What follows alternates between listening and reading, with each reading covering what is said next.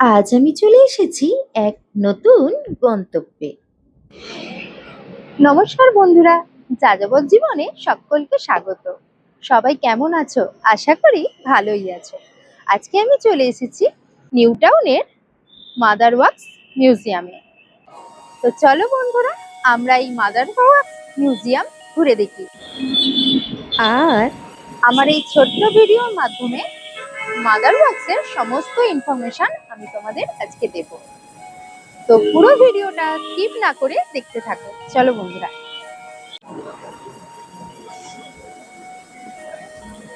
2014 সালের নভেম্বর মাসে প্রতিষ্ঠিত হয় এই জাদুঘরটি, ভারতের প্রথম মোম শিল্পের জাদুঘর।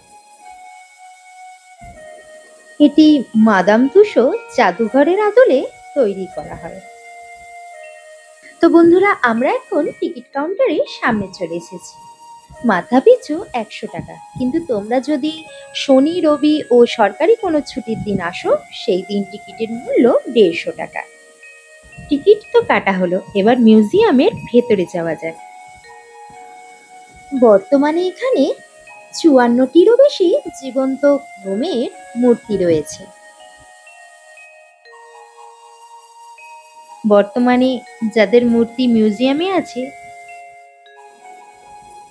মহাত্মা গান্ধী, রামকৃষ্ণ পরমহংসদেব, স্বামী বিবেকানন্দ, মাদার টেরেসা, কাজী নজরুল ইসলাম, সারদা মা, সিস্টার নিবেদিতা, আচার্য জগদীশচন্দ্র বসু,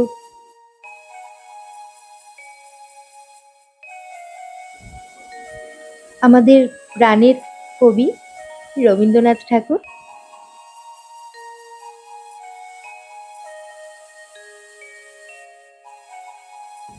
আর এই মিউজিয়ামের আরেকটা ইন্টারেস্টিং ব্যাপার হলো, আমাদের প্রিয় কবি রবীন্দ্রনাথ ঠাকুর ও কাজী নজরুল ইসলামের গলায় গান শোনার সুযোগ, তার সাথে আরও অনেকের গলার গান শোনার সুযোগ এখানে রয়েছে। প্রণব মুখোপাধ্যায়, এপিজে আব্দুল কালাম, নেতাজি সুভাষচন্দ্র বোস,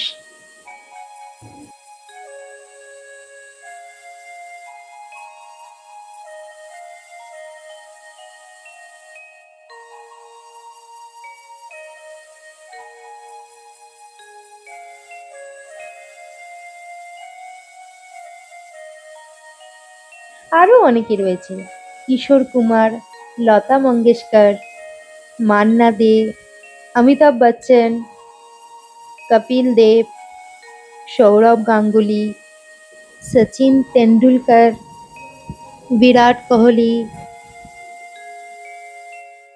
মিঠুন চক্রবর্তী। খুব সুন্দর এই মিউজিয়াম, বাচ্চা থেকে বড় সবার ভালো লাগবে।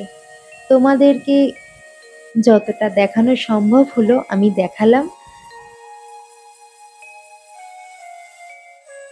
একদম ছোট বাচ্চাদেরও এখানে খুবই ভালো লাগবে।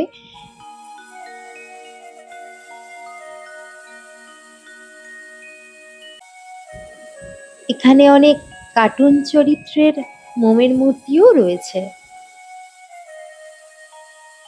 মিউজিয়ামটি মাদার টেরেসার নামাঙ্কিত।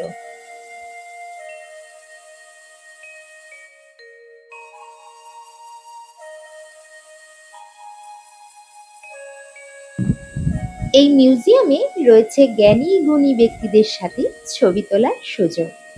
তো বন্ধুরা, আমি বলবো, তোমরা যারা দূরে থাকো বা কলকাতায় থাকো, অবশ্যই সবাই একবার এই ওয়াক্স মিউজিয়ামে এসো। মূর্তির সংখ্যা বাড়ানোর পাশাপাশি এখানে সিলিকনের তৈরি বিশেষ মূর্তি এবং শিশুদের জন্য একটি গেম জোন, 3D ছবি তোলার ব্যবস্থা এবং মহাকাশ বিজ্ঞান গ্যালারির মতো আধুনিক প্রযুক্তির ছোঁয়া যুক্ত করা হয়েছে।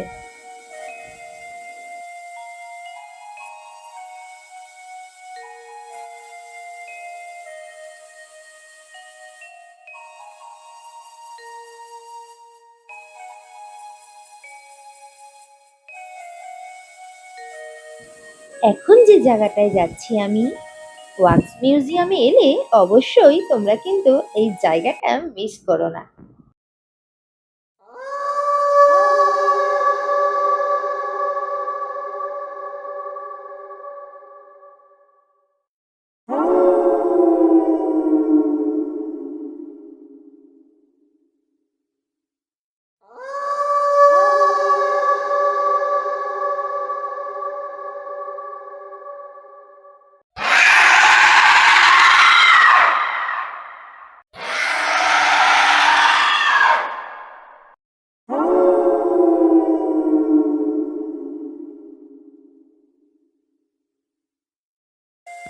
এখানে রয়েছে কথাশিল্পী শরৎচন্দ্র চট্টোপাধ্যায় ও পণ্ডিত ঈশ্বরচন্দ্র বিদ্যাসাগর। বন্ধুরা, এই ওয়াক্স মিউজিয়ামটি ইকো পার্কের ১ নম্বর গেটের ঠিক উল্টো দিকে রয়েছে। এই মিউজিয়াম খোলা থাকে দুপুর ১২টা থেকে সন্ধে ৭:৩০ পর্যন্ত। সোমবার দিন বন্ধ থাকে। তো বন্ধুরা, আমার আজকের ভিডিও তোমাদের কেমন লাগলো অবশ্যই কিন্তু লাইক কমেন্ট করে জানিও।